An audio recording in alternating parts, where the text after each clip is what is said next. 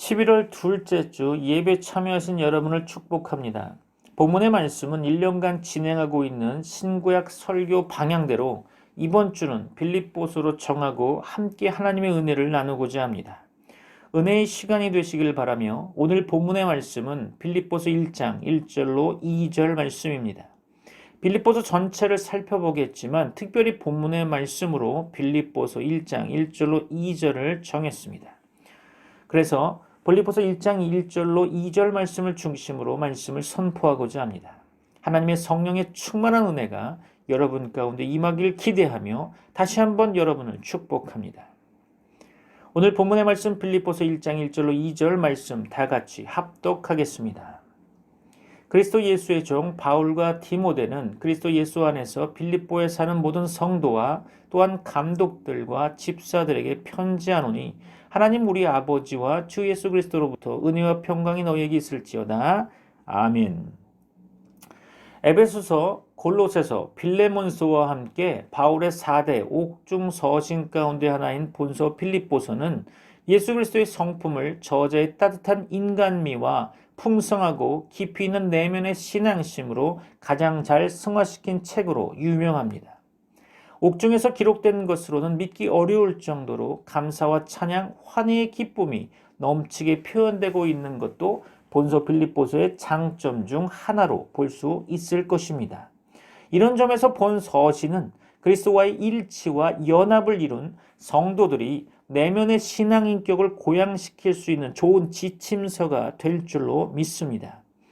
그리스도의 성육신과 십자가 고난, 죽음에 관한 기사는 복음서에서 수없이 반복되고 있습니다. 하지만 이런 주님의 성육신 사건과 십자가 죽음을 신학적으로 가장 잘 해설한 것이 바로 본서 빌립보서일 것입니다.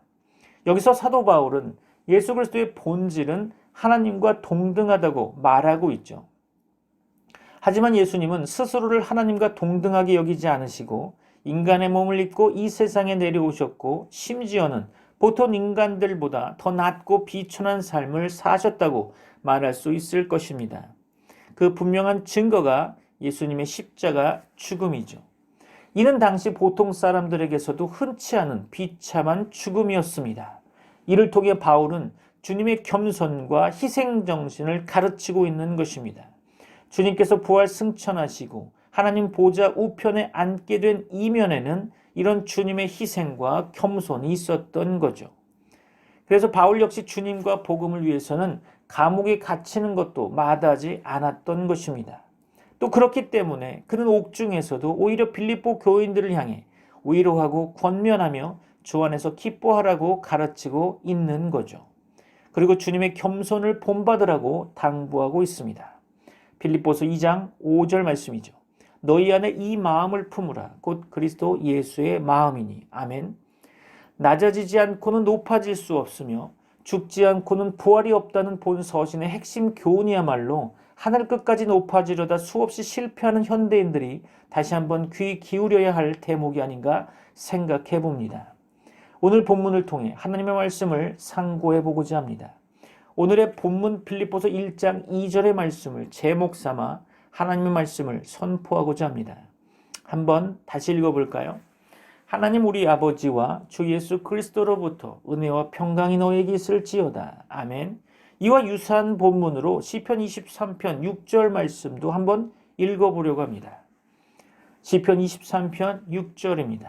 내 평생의 선하심과 인자하심이 반드시 나를 따르리니 내가 여호와의 집에 영원히 살리로다. 아멘.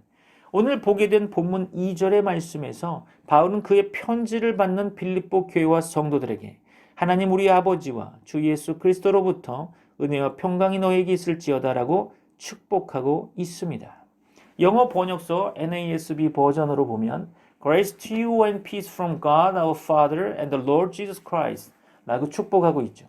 바울은 빌립보서뿐 아니라 총 13권에 달하는 그의 모든 서신에서 그의 편지를 받는 교회와 성도들을 향하여 은혜와 평강을 선포하고 있습니다.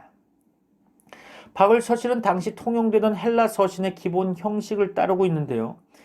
바울 당시 헬라 서신의 통상적인 인사말은 카이레인, 영어로 greetings 였습니다. 그러니까 안녕 이런 뜻이겠죠. 그러나 사도 바울은 카이레인 대신 그와 발음이 비슷한 카리스, 은혜라는 것을 사용하고 있으며 히브리식 인사말 샬롬에 해당하는 에이레네, 평강을 덧붙이고 있는 거죠. 바울은 유대인과 이방인들을 모두 품고자 했던 것 같습니다. 바울이 그의 편지에서 예외 없이 은혜와 평강을 선포하고 있다고 해서 이 구절을 단순히 의례적인 인사말로 생각하시면 안 되겠죠. 사도 바울은 어떤 환경에서도 넘치는 은혜와 평강을 몸소 체험하고 있었습니다. 그리고 그의 편지를 받는 모든 교회와 성도들이 진실로 은혜와 평강을 충만히 누리기를 소원하고 또 소원했던 거죠. 그러므로 바울은 담대히 선포합니다. 빌립보서 1장 2절이죠. 하나님 우리 아버지와 주 예수 그리스도로부터 은혜와 평강이 너희에게 있을지어다. 아멘. 오늘 우리가 읽은 빌립보서는 옥중서신입니다. 다시 말해서 감옥에서 집필했다는 거죠. 생명을 다해 예수 십자가 복음을 전하던 바울은 지금 감옥에 갇혀 있습니다. 일평생 복음을 위해 헌신한 사도에게 돌아온 것은 편안한 노후의 안식이 아니라 뼛속 깊숙이 냉기가 스며드는 차디찬 감옥이었던 거죠. 그러나 놀랍게도 도저히 기뻐할 수 없는 그 암울한 감옥 속에서 사도 바울은 은혜와 평강을 선포하고 있습니다. 바울 자신이 은혜와 평강을 누리고 있을 뿐 아니라 모든 성도들이 자신과 동일하게 은혜와 평강을 누리기를 위해 기도하며 축복하고 있는 거죠. 바울의 이 편지를 받고 있는 수신자는 빌립보 교회인데요. 그 성도들은 어떤 형편에 있었는지 생각해 보셨습니까? 다시 질문을 드린다면 바울의 이 편지를 받을 수신자 빌립보 교회는 당시 어떠한 형편에 있었을까요? 그들 또한 극심한 핍박과 가난에 시달리고 있었을 것입니다. 고린도 후서에서 바울은 빌립보 교회의 사정을 이렇게 기록하고 있죠. 고린도 후서 8장 1절로 2절입니다. 형제들아 하나님께서 마게도냐 교회들에게 주신 은혜를 우리가 너희에게 알리노니 환난의 많은 시련 가운데서 그들의 넘치는 기쁨과 극심한 가난이 그들의 풍성한 연보를 넘치도록 하게 하였느니라. 아멘. 여기서 환난의 많은 시련, 극심한 가난, 그러나 그토록 혹독한 궁핍과 핍박에도 불구하고 넘치는 기쁨을 누리고 있었던 사람들이 바로 빌립보 성도들이었던 거죠. 그들은 진실로 은혜와 평강을 경험하며 증거하고 있는 것입니다. 어떻게 이런 일이 가능할까요? 바울과 빌립보 성도들, 그들은 세상 사람들이 말하는 것처럼 비정상적인 사람이었을까요? 그들은 어떻게 극한 고난 속에서도 담대하게 은혜와 평강을 고백하며 서로가 서로를 축복할 수 있었을까요? 그들의 삶이 하나님의 섭리 아래에 있다는 것을 확신했기 때문일 것입니다. 다윗의 고백과 같이 여호와 하나님의 선하심과 인자하심이 정녕 그들의 삶을 따르고 있다고 확신했기 때문이 아닐까요? 다윗은 그의 유명한 시편 23편에서 이렇게 하나님을 찬양합니다. 시편 23편 6절이죠. 내 평생의 선하심과 인자하심이 반드시 나를 따르리니 내가 여호와의 집에 영원히 살리로다. 아멘. 시편 23편에서 고백된 다윗의 삶은 결코 순탄하지 않은 인생 여정이었습니다. 3절의 고백을 볼까요? 시편 23편 3절입니다. 내 영혼을 소생시키시고 자기 이름을 위하여 의의 길로 인도하시는도다. 그렇죠? 이 말은 그의 영혼이 한때 거꾸러진 적이 있었다는 뜻일 겁니다. 그러나 죽은 것 같았던 그의 영혼을 소생시키시고 의의 길로 인도하시는 그 하나님, 우리의 경배의 대상이시죠. 이어서 다윗은 고백합니다. 내가 사망의 음침한 골짜기로 다닐지라도. 그렇죠? 다윗은 지금 골짜기에 갇혀 있는 것입니다. 음침한 골짜기, 그것도 사망의 그림자가 아른거리는 위험한 골짜기이며 깊은 어둠의 골짜기였을 것입니다. 그러나 다윗은 그 위태한 골짜기에서도 여전히 하나님께서 그와 함께 하신다고 고백하며 주의 지팡이와 막대기가 여전히 그를 안위하고 계신다고 찬양하고 있었던 것입니다. 주께서 내 원수의 목전에서, 그렇죠, 그 죽음의 골짜기에서 원수들은 호시탐탐 그의 목숨을 노리고 있었던 거죠. 수많은 함정을 파고 그가 빠지기만을 기다리며 그의 생명을 취하기 위해 온갖 모함과 위협을 불사하고 있었던 현실을 마주하게 된 거죠. 그러나 다윗은 원수의 목전에서 그에게 식탁을 베푸시는 그 하나님, 그의 머리에 기름을 부으시는 그 하나님을 찬양하고 있습니다. 어떻게 사망의 음침한 골짜기에서 주를 찬양할 수 있을까요? 어떻게 원수의 목전에서 그의 잔이 넘친다고 고백할 수 있을까요? 그가 여호와의 선하심과 인자하심을 확신했기 때문이 아닐까요?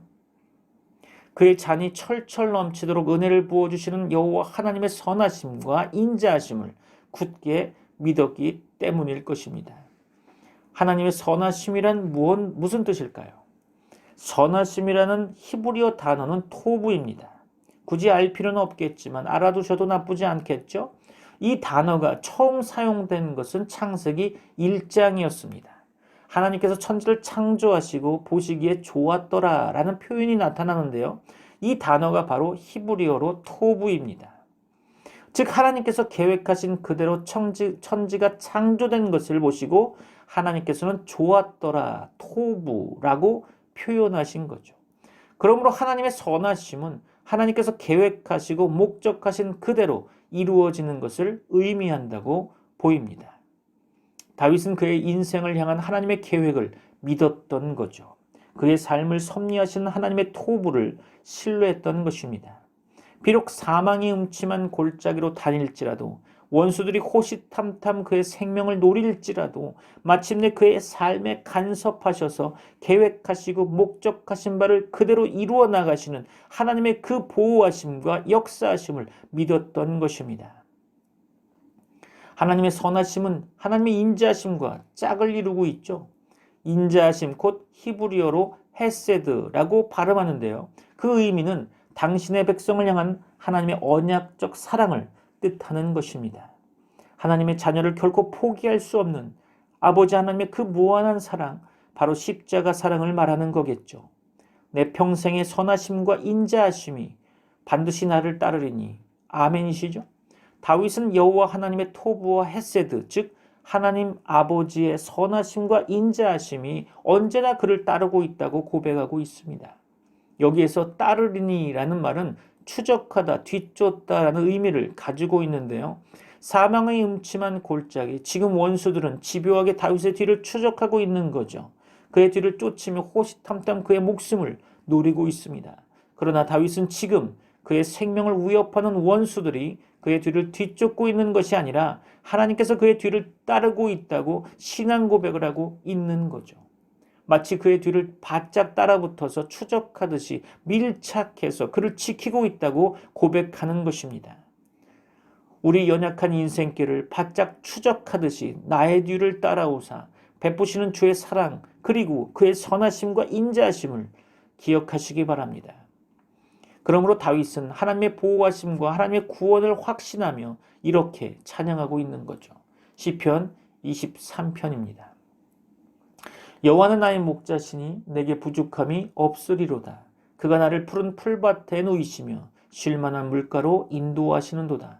내 영혼을 소생시키시고 자기 이름을 위하여 의의 길로 인도하시는도다. 내가 사망의 음침한 골짜기로 다닐지라도 해를 두려워하지 않을 것은 주께서 나와 함께 하심이라. 주의 지팡이와 막대기가 나를 안위하시나이다.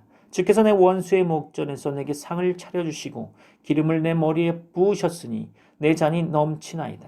내 평생의 선하심과 인자하심이 반드시 나를 따르리니 내가 여호와의 집에 영원히 살리로다. 아멘. 하나님의 선하심과 인자하심을 확신하며 찬양했던 다윗처럼 사망의 음침한 골짜기 속에서도 하나님의 은혜 가운데 평강을 누렸던 다윗처럼 바울 사도는 지금 옥중에서 아버지 하나님의 은혜와 평강을 증거하고 있는 것입니다. 그리고 그 은혜와 평강을 빌립보 성도들에게 나누어 주고 있는 거죠. 바울은 이렇게 고백합니다. 빌립보서 1장 7절이죠. 내가 너희 무리를 위하여 이와 같이 생각하는 것이 마땅하니 이는 너희가 내 마음에 있음이며 나의 매임과 복음을 변명함과 확정함에 너희가 다 나와 함께 은혜에 참여한 자가 됨이라. 아멘. 그렇죠. 복음을 위해 수고하다가 감옥에 갇힌 바울이 그리고 바울과 같이 십자가의 멍에를 함께 메고 전진했던 빌립보 성도들 가운데 바울은 빌립보 성도들이 그와 함께 은혜에 참여했다고 말하는 거죠. 복음을 위한 고난을 오히려 은혜로 여겼던 바울과 빌립보 성도들은 십자가의 고난을 오히려 특권으로 여겼던 수많은 믿음의 선진들과 함께 그들은 이 땅의 번영을 추구하지 않았습니다. 이 땅에 썩어질 것들의 마음을 빼앗기지 않았던 거죠. 그들은 오직 예수 그리스도로 덧입고 그리스도 안에서 십자가 복음을 위해 그들의 삶을 드렸던 것입니다. 복음을 위한 고난을 오히려 은혜로 여기며 기꺼이 그 고난에 동참하고 그 고난 속에서 평강을 누렸던 거죠. 그들의 고난을 통해 하나님의 선하심, 하나님의 토부, 곧 하나님께서 만세 전부터 계획하고 목적하신 주 예수 그리스도의 구원과 주 십자가의 복음이 온 땅에 편만하게 전파될 것을 확신했을 것입니다. 그들의 인생길을 바짝 뒤쫓으시며 우리의 뒤를 따라오사 우리를 지키셔서 마침내 우리를 영원히 하나님의 집에 거하게 하시는 하나님의 토부, 하나님의 헷세들을, 다시 말해 하나님의 선하심과 인자하심을 확신했다는 것입니다.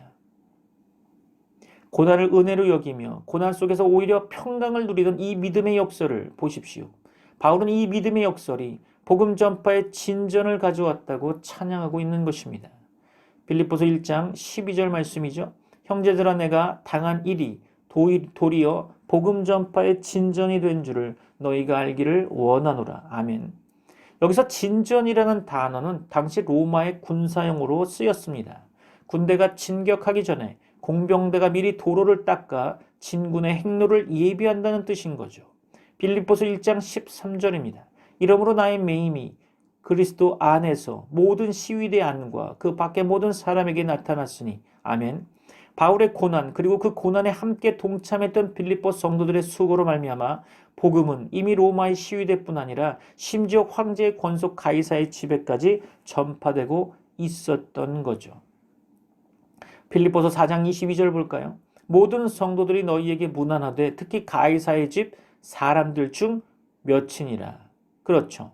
주 예수 그리스도 십자가 복음의 비밀이 시위대 안과 밖의 모든 사람에게 나타나는 것이 하나님의 계획, 곧 하나님의 토부라면 성도 여러분, 오늘 우리는 어떻게 살아가야 할까요? 여전히 이 세상만 바라보며 이 땅의 번영만 추구해야 할까요? 아니면 바울처럼 또한 빌립보 성도들처럼 복음을 위해 우리의 삶을 드려야 할까요? 사랑하는 성도 여러분, 고난을 은혜로 여겼던 바울과 그리고 그 고난 속에서 오히려 평강을 누렸던 빌립보 성도들의 귀한 헌신이 바로 오늘 우리의 믿음이 되길 소원합니다. 사망의 음침한 골짜기로 다닐지라도 여전히 주의 지팡이와 막대기가 나를 안위하신다고 찬양하는 다윗의 믿음이 바로 오늘 우리의 고백이 되기를 소망합니다. 내 평생의 선하심과 인자하심이 반드시 나를 따르리니 고단한 우리 인생길을 바짝 뒤쫓으시며 나의 뒤를 따라오사 지키시고 우리의 작은 헌신을 통해 당신의 토부 즉 하나님의 선하심을 이루어내시는 주님을 찬양하고 경배합니다. 우리 주의 은혜와 평강이 영원토록 함께 하시기를 나사렛 예수 그리스도의 이름으로 축복합니다. 기도하겠습니다. 이제는 우리 주 예수 그리스도의 은혜와 하나님의 사랑과 성령님의 교통하심이 오늘 트리니티 미라클 교회 모든 권속들과 세계 교회 위에 이제부터 영원까지 함께 있을지어다. 아멘.